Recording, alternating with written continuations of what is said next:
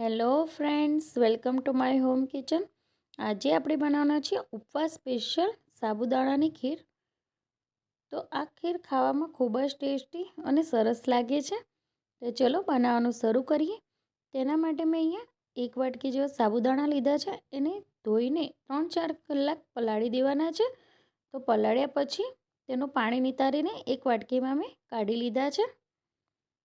તો જેટલા જરૂર હોય એટલા સાબુદાણા લેવાના.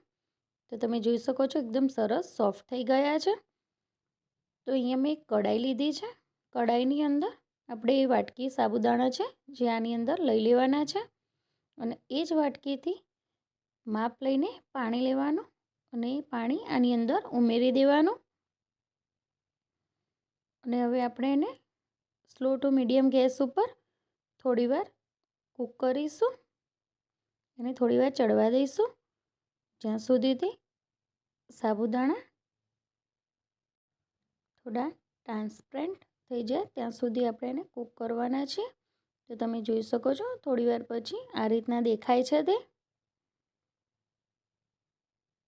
સરસ એવા સાબુદાણા ચડી ગયા છે. તો હવે આપણે તેની અંદર એ જ વાટકી ભરીને દૂધ નાખીશું. તમે દૂધને તમારા પ્રમાણે થોડું વધારે લઈ શકો છો. તો અહીંયા હું 1 વાટકી દૂધ લઈશ અત્યારે. અને આની અંદર હવે સરસ રીતે મિક્સ કરીશું.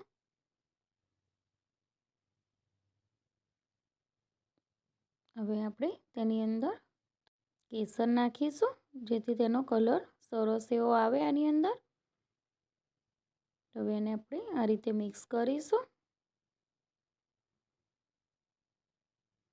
એ થોડી વારમાં સરસ એવું ઘટ થવા લાગશે. હવે આપણે તેની અંદર સ્વાદ પ્રમાણે ખાંડ નાખીશું.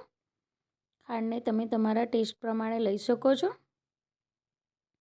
અને હવે ખાંડ ઓગળે ત્યાં સુધી આને મિક્સ કરીશું આપણે.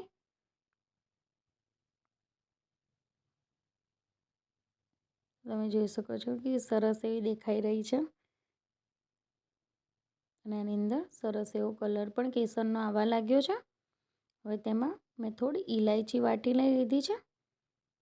તો ઇલાયચીથી પણ સરસ એવો ટેસ્ટ આવે છે.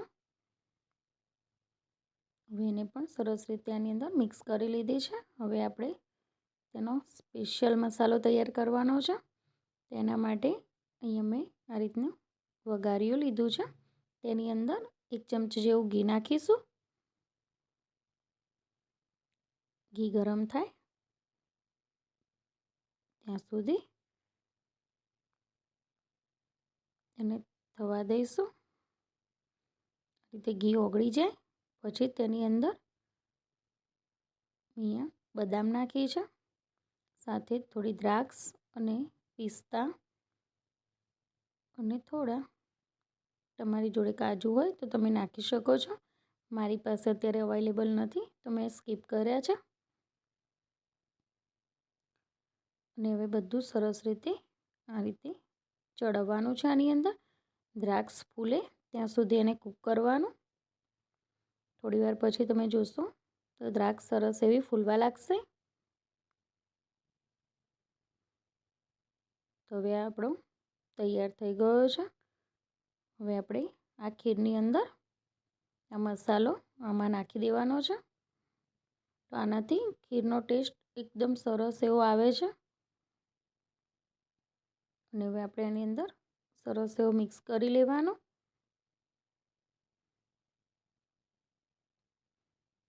તો થોડી વાર આપણે ખીરને હજુ ઉકાળીશું. થોડી ઘટ થાય ત્યાં સુધી એને ઉકાળવાની.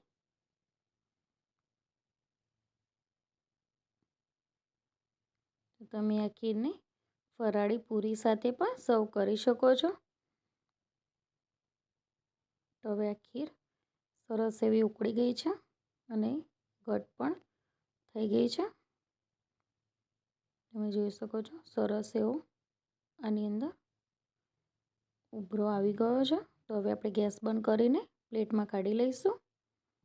તો મેં અહીંયા ખીરને સર્વિંગ પ્લેટમાં લઈ લીધી છે. તો ઉપરથી થોડું હજુ ડેકોરેશન કરીશું. એના માટે મેં થોડા ડ્રાયફ્રૂટ આ રીતે ઉપર સ્પ્રિંકલ કર્યા છે. તમને ભાવતા ડ્રાયફ્રૂટ તમે આની અંદર નાખી શકો છો. તો તૈયાર છે સાબુદાણાની ખીર.